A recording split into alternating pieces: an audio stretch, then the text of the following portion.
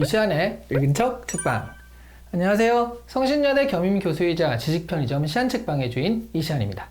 서점에 가면요, 사전 정보가 없는데도 단지 제목만 딱 보고도 와, 이거 정말 땡긴다, 사고 싶다 라는 책이 있거든요.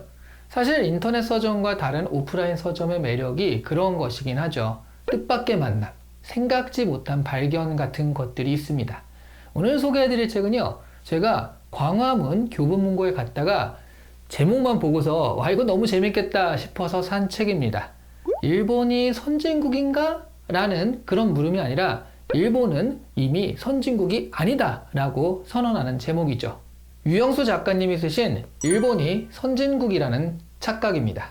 일본은 이미 선진국이 아닌 걸까요? 이 책은 SBS 기자 출신이며 자타공인 일본통이라고 불리는 작가가요, 법, 사회, 정치, 경제, 문화적인 면에서 일본이 선진국인가를 분석한 책입니다. 더 정확하게 말하면요, 왜 일본이 선진국이 아닌지, 그 현상을 제시한 후에 왜 그런 결과가 나타나는지 원인을 분석하는 글이죠. 굉장히 재밌고요. 특히 일본에 대해서 긍정적이든 부정적이든 조금이라도 관심이 있고 지식이 있으신 분은요, 정말 시간 가는 줄 모르고 읽어볼 만한 책입니다. 그 중에 몇 가지만 간단히 말씀드리면요, 먼저 정치예요. 일본의 정치는요, 원래부터 후진적이기로 유명하죠. 한 정당이요, 한두 번의 손바뀜은 겪었지만 크게 보면 100여 년째 집권을 이어가고 있습니다. 전 총리였던 아베 같은 경우는 한국 같으면 진작에 탄핵감이다 라는 몇 번의 비리 스캔들을 겪으면서도요, 그때마다 살아남아서 무려 8년 정도 집권을 이어서 했어요. 아무리 비리가 터져도요, 그리고 그것이 상당히 팩트에 근접해도 절대로 총리가 바뀌지 않았습니다. 그리고 일본 정치인들은 세습이 많아요. 집안에서 정치인이 나오면 그 정치인의 역할을 아들이나 손자대로 계속 이어나가게 하는 것이죠.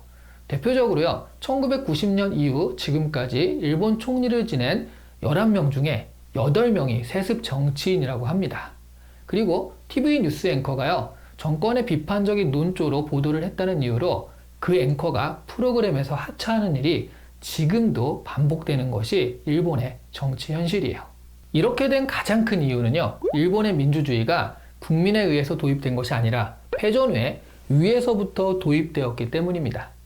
저자는 이 책에서요, 정치뿐만 아니라 다른 분야의 문제를 진단할 때도 큰 틀에서 보면 이런 이유를 많이 찾더라고요. 일본이 급하게 수입한 서양의 제도, 문화, 법 같은 경우에 외형만 따오고요, 그 근본적인 의의라든가 정신 같은 것은 외면해서요, 얼핏 겉으로 보면 비슷해 보이지만 속으로 들어가면 전혀 딴판이라는 것이죠. 법이나 인권에 대한 의식도요, 메이지 유신 이후의 것에서 그다지 진전되지 않았다는 것입니다. 한마디로 전근대적이라는 거예요. 그러니 인권에 대한 의식도 아주 낮습니다. 여성의 지위도요, 다른 선진국들에 비해서 매우 낮은 편이에요. 미투 운동이 통하지 않은 유일한 선진국이기도 합니다. 물론 이 책은요, 그래서 과연 일본이 선진국이 맞나를 의심하는 책이긴 하지만요, 일본인들도 많이 인정하는 말이요, 일본은 경제는 인류, 정치는 삼류라는 말입니다. 그러니까 정치나 이런 부분은 그다지 발달하지 않은 것은 인정을 하겠지만 경제에 대한 자부심만큼은 꽤 있었던 편이거든요. 경제대국 2위를 마크하고 초호황이던 시절이 있었으니까요. 하지만 지금 일본의 경제가요, 과연 선진국이라고 칭할 만한가? 이런 의구심이 이 책에서 제기가 됩니다. 1989년에는 글로벌 시가총액 20개 기업에 일본 기업이 14개가 있었습니다. 이때가 일본 경제의 최전성기라고 할 수 있죠. 그런데 2020년에는요, 0개예요. 토요타 자동차가 36위에 올랐는데 이게 일본 기업 중에 최고 순위입니다. 하지만 글로벌 기업만이 경제를 돌리는 것은 아닙니다. 중소기업이 탄탄해서요, 경제가 잘 돌아가는 경우도 있는데요, 일본이 그런 건 아니죠. 문제는요, 일본의 경영 문화나 제도 같은 것들도 후진적이라는 점이에요. 손정희 회장의 소프트뱅크는요, 투자사로 유명하지만 일본에서는 휴대폰 사업자로 처음에 발판을 잡았거든요. 처음에 손정희 회장이 휴대폰 사업을 시작하려고 할 때 기존 사업자들과 관료들의 연합, 그에 따른 규제 같은 것들 때문에 시작하기가 거의 불가능했다고 합니다. 그래서 손정희 회장은요, 일본 사업권을 가지고 있었던 영국 기업을 인수해서야 휴대폰 사업을 할 수가 있었습니다. 그리고 반값 할인을 단행해서요, 기존 휴대폰 사업자들에게도 가격 인하를 이끌어내었어요. 손정희 회장이 새롭게 시작하지 않았으면 일본 휴대폰 시장은 담합에 가까운 짬짬이로요, 높은 요금을 유지했을 것이라는 거예요. 이런 카르텔과 규제가 가능한 것이 일본이고요. 노동자를 대하는 태도나 여러 가지 기업 문화들을 보면 경제는 인류라는 말은 이제는 과정으로도 결과로도 통하지 않는 그런 시대가 아닌가 하는 것이 이 책의 내용입니다. 그렇다면 문화는 어떨까요?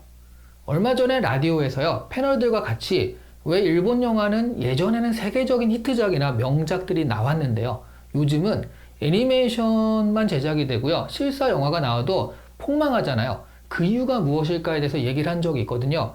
저희는 이유를 몰랐습니다. 그냥 왜 그렇지? 참 안타깝다 정도로 이제 라디오에서 얘기는 마무리가 되었는데요. 그 이유가 이 책에 나와 있어요.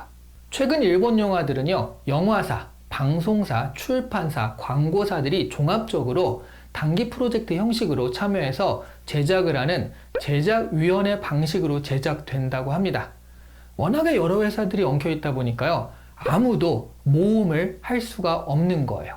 그러니까 기존의 팬덤이 있는 애니메이션이나 인기를 끌었던 TV 드라마의 극장판 같이 안전한 영화들만 양산된다는 것입니다.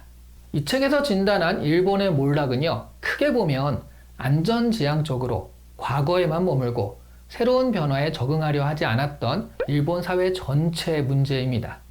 일본의 내수 시장이 워낙 크기 때문에요, 급격하게 몰락하진 않았어도 서서히 가라앉는 배라는 것이죠. 그런데 지금도 일본은 과거의 영광, 과거의 영화를 잊지 못해 그 시절을 그리워하고 있죠. 앞으로 나아가지 않고 오히려 자꾸 뒤만 돌아보고 있는 그런 형국이에요. 예전에는 경제나 몇몇 가지 면에서는 우리가 따라잡아야 한다면서 일본이 앞선 부분이 있다 생각을 했었는데요. 지금 보면 그런 부분이 전혀 보이지가 않습니다. 그런데 중요한 것은요, 우리는 어떤가 하는 점이죠.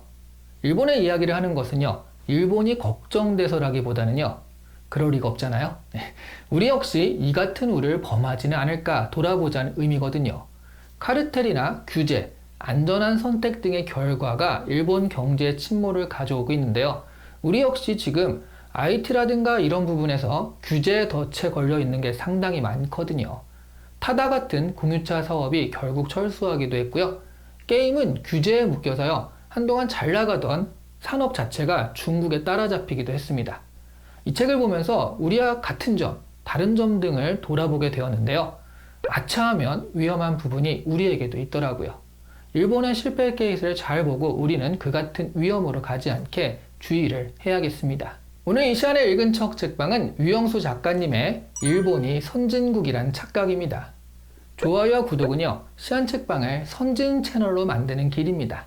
눌러주시면요, 우리 모두 선진 구독자가 될 수 있습니다. 감사합니다.